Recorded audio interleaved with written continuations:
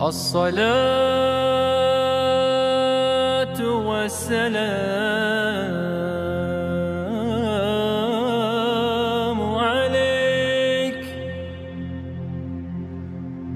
عليك يا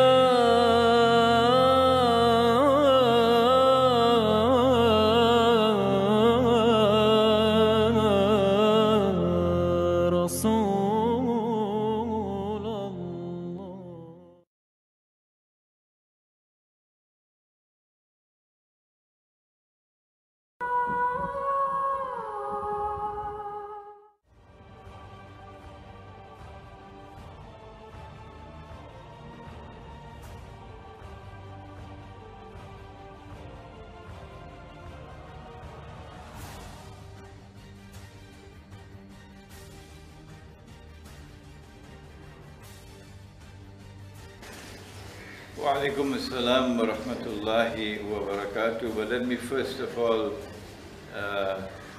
thank Allah subhanahu wa ta'ala through His kindness. I am in Pakistan now for the first time in many years. I've been looking forward to this visit, and you'll be happy to know that I had no problems with Pakistani immigration. It's only a brief visit and there are no public lectures during this visit, but I hope to be back in October, inshallah, in Dhul-Qa'dah, and on that occasion, we'll organize a one-day seminar on Islamic eschatology, Saturday, October 26th, Ilmu Akhir al-Zaman. There'll be information on my website, inshallah. Those who know me would know that I responded to the 9/11 attacks on America. Within a brief period of time, I published a booklet, a Muslim response to the attack on America. I think it was published in December of 2001. It's on my website, and anyone can read it. And in that booklet, I came to the conclusion quite rapidly that 9/11 was planned and executed, of course, by the Zionists. The only ones who are not prepared as yet to say that it's the Israeli Mossad are those Mulvis and Maulanas and Shuyukh and Muftis who are in the United States and have to depend on their bread and butter to keep silent. The rest of the world knows it's the Israeli Mossad that did it. My language is a bit harsh now, but that's because a lot of blood has flowed, my people's blood. So I can be excused for being harsh in my language now.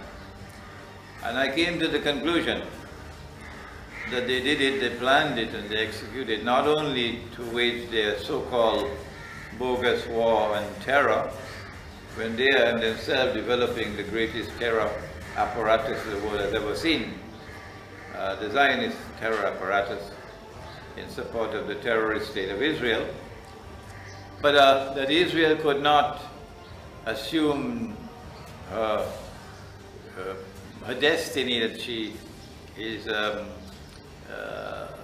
struggling to achieve of becoming the ruling state in the world, so long as there is a credible military capacity in the world of Islam that could resist her. And that credible military capacity, of course, is in Pakistan, nuclear weapons. And I felt that 9/11 was crafted to give to NATO a foothold in Afghanistan, much more than a foothold in Afghanistan, so that from Afghanistan, they could do their dirty work in Pakistan. That they're not in Afghanistan because of Afghanistan. They're not in Afghanistan because of some fellow named Osama bin Laden. That's nonsense. They are in Afghanistan because of Pakistan. That's primary reason. And they are poised in Afghanistan to try to provoke as best as they can civil war in Pakistan. They've been doing the best that they could do to provoke civil war in Pakistan. To provoke, for example, elements within the Pakistan armed forces to revolt, so that they could get some kind of an excuse to intervene, to save the world from a nuclear holocaust that they're going to be broadcasting, of course, on CNN and Al Jazeera. It is surprising to me that the attack on Pakistan has not as yet taken place. I'm surprised. I thought it would happen long ago. But I don't see how they can announce that they're leaving Afghanistan when their basic mission has not yet been accomplished. Unless it be, again, deception. Deception. That they say they are leaving in order to deceive you, so that you may relax and that you may let your guards down a bit. So I would actually accept that with much more than a grain of salt, that the NATO is leaving Afghanistan. I think that they have set their eyes, their guard on Pakistan, and they want to eliminate Pakistan from the nuclear club by the hook or by the crook. And events in Afghanistan are therefore linked to the fate of Pakistan. The fact that there is resistance in Afghanistan, indigenous resistance in Afghanistan to the presence of Western military forces is nothing new. We are accustomed to that.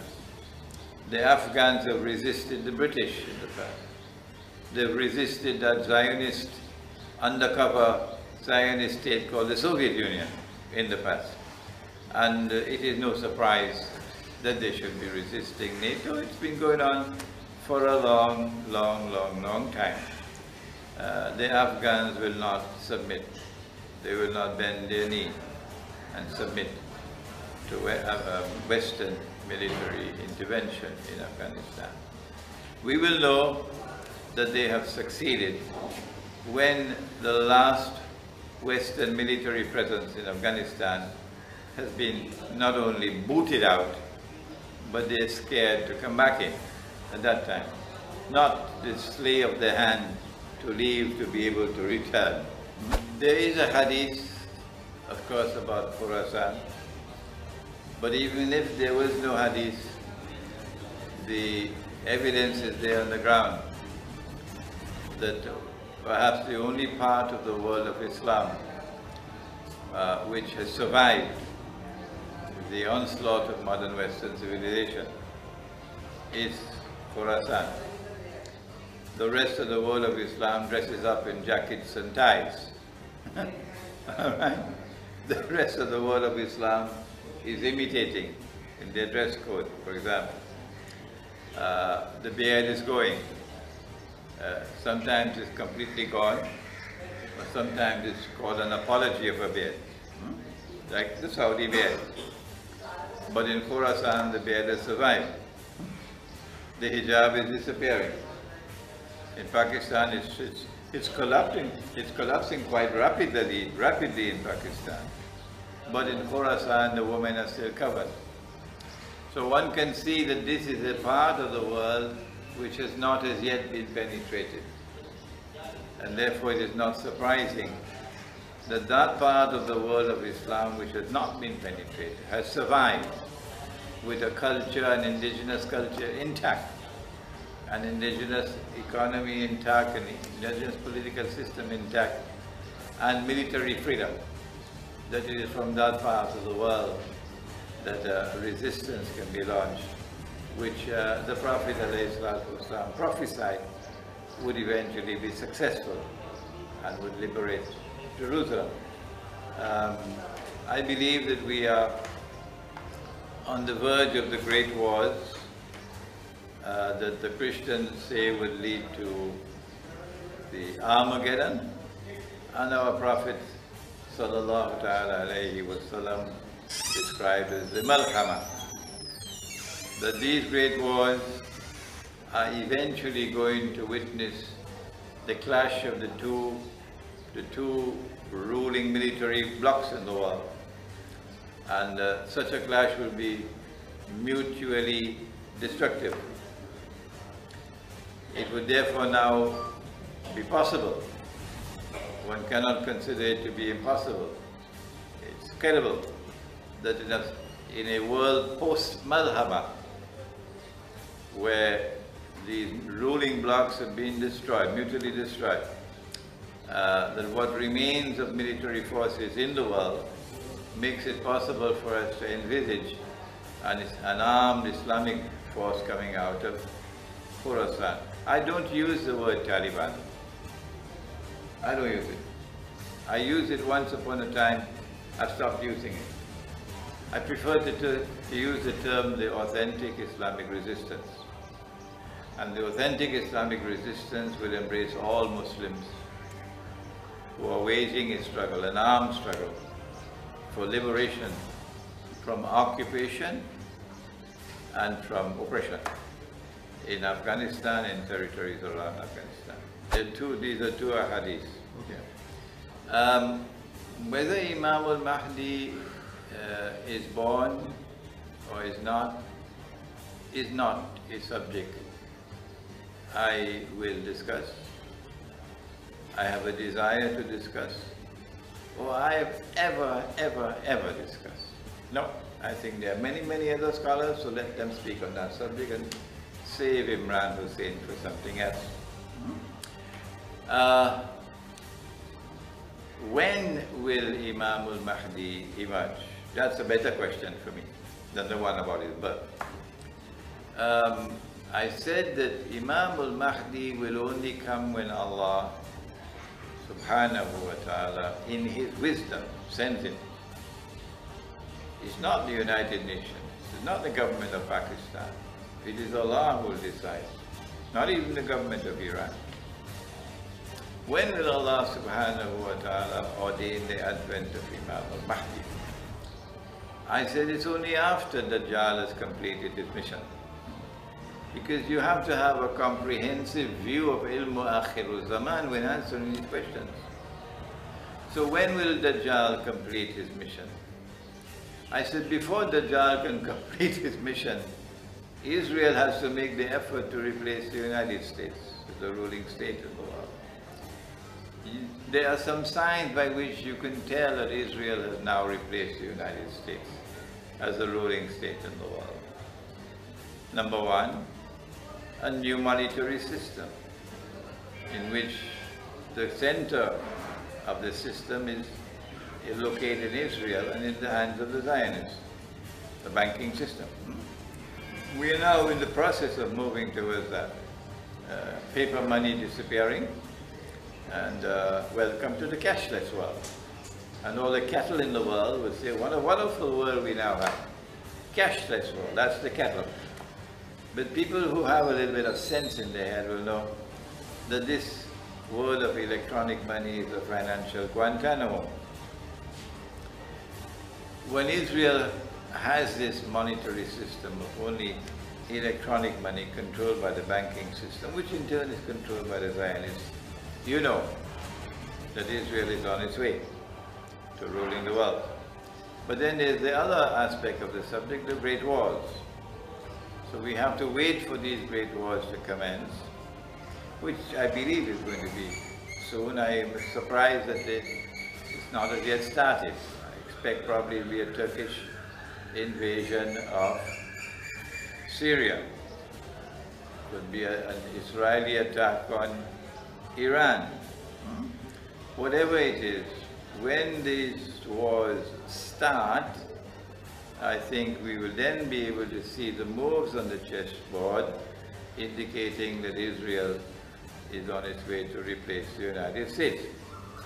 It's not only that the United States has to lose its financial leadership of the world, but also I believe that the United States has to be lured into a military trap where the United States is facing military defeat.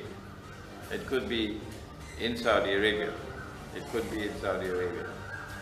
And only Israel can intervene to save the United States.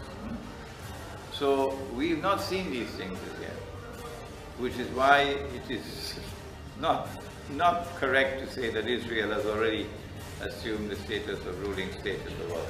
So these things must happen before Dajjal can emerge, and then before Dajjal can proclaim himself to be the Messiah, al-Masih, and only then could we see the advent of Imam al-Mahdi and then the return of Nabi Isa alayhi salam.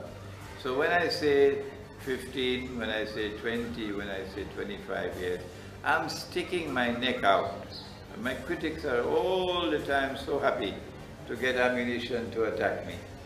But I'm sticking my neck out to give these figures in order that people may not be living in dreamland that be 300 years or 500 years away. That's why. The Hizb ut-Tahrir have held on to this fig leaf, misinterpreting it.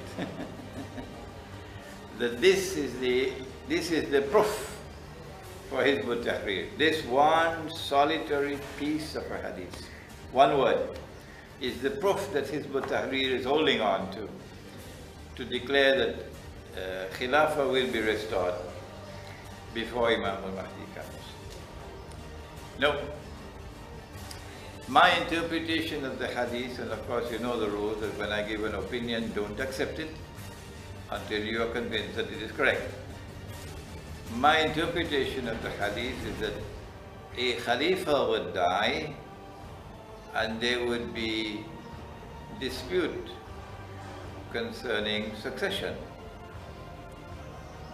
And at that time, a man will come out of Medina and hurry towards Mecca, Imam al-Mahdi. I say that the Khalifa who will die will be a Muslim ruler.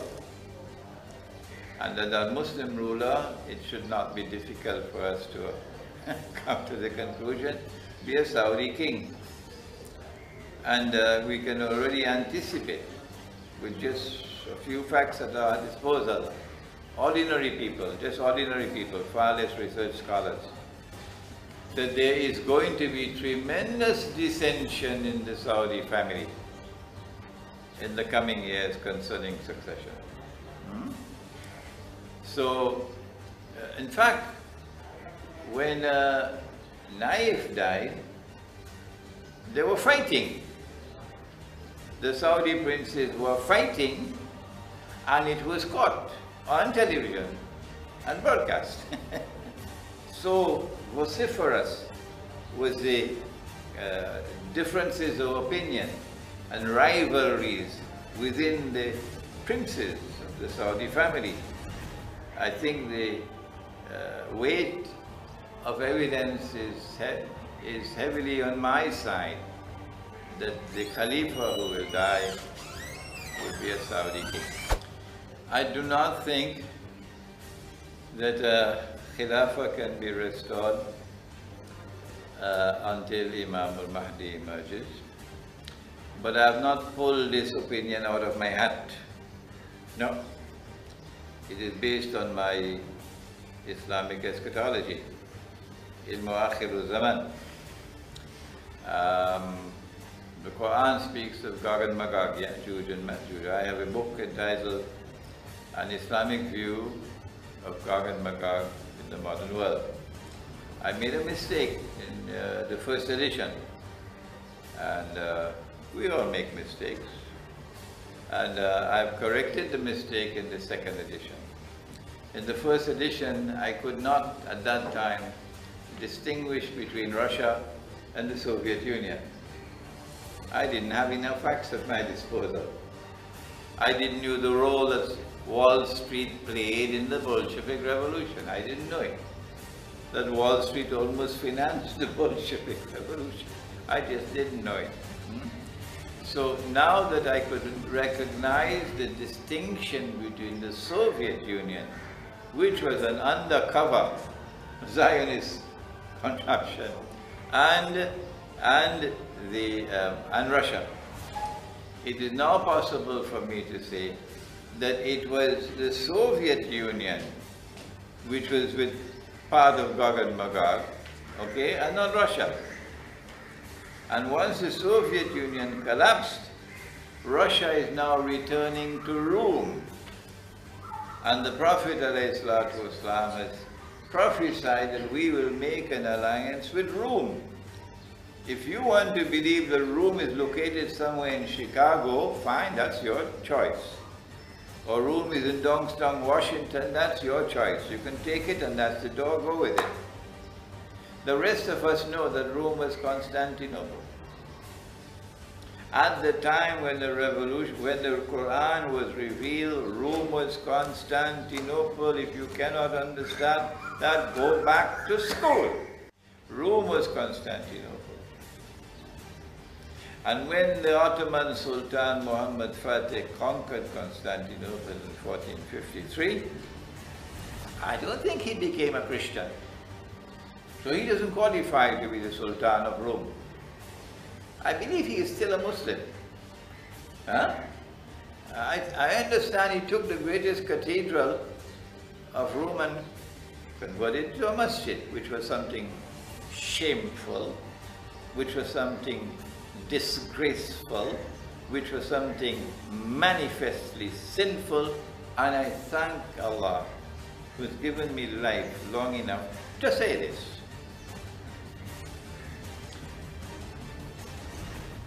Rome is now returning. Russia is returning to Rome. Second edition of the book, I've corrected my mistake. I said, Russia is not Magog.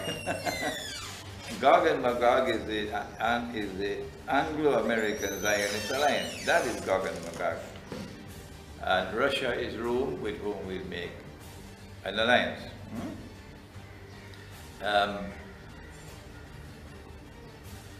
So long as Gog and Magog remain one of the most powerful forces in the world, it is not possible for us to restore the Khilafah. No. This is my opinion. But that does not mean that I say, fold your arms and sit down and do nothing. No. While all the sheep are going on election day and voting in election, and as a consequence of their vote, they are validating the Zionist substitute to the Khilafah. Shall I repeat it? While all the sheep are going in election after election and voting for Tom and for Dick and for Harry, and in the process of voting, they are validating time and again the Zionist created substitute to the Khilafah. We should be engaged in the process of public education to try to convert the sheep into people with some sense. I wish you the best of luck in that effort, because it's difficult for them to understand. You don't sit down and do nothing. Not because we cannot restore the Khilafah does it mean that we cannot embark on a program of public education to get them to know that your hearts must be with Khilafah, not with this Zionist substitute for the Khilafah. It is to be regretted that Dr. Iqbal did not recognize the modern Republican state with its parliament as a Zionist crafted bogus substitute for the Khilafah. And he gave his verdict in the reconstruction of religious thought in Islam. I have the greatest respect for Dr. Iqbal. I consider him to be a great scholar. I consider him to be my teacher. But if your teacher makes a mistake, with the greatest respect you have to correct him. And I expect that my students will correct me if I make a mistake. And that is no act of disrespect at all. So when he put into the reconstruction of religious thought in Islam, which very few Pakistanis have ever read, that the modern Republican state with its parliament, according to the Turkish ijtihad, which he finds acceptable, is an adequate substitute for the Khilafah. He set the stage for what has now been created, which gives us these elections, more like a circus really, every few years, and all the sheep go and vote. So embark upon a program of public education to teach the people. No, you must be waging a struggle to try to restore your own political system. No matter if you cannot restore it until Imam al-Mahdi, never mind, but you keep on making the effort.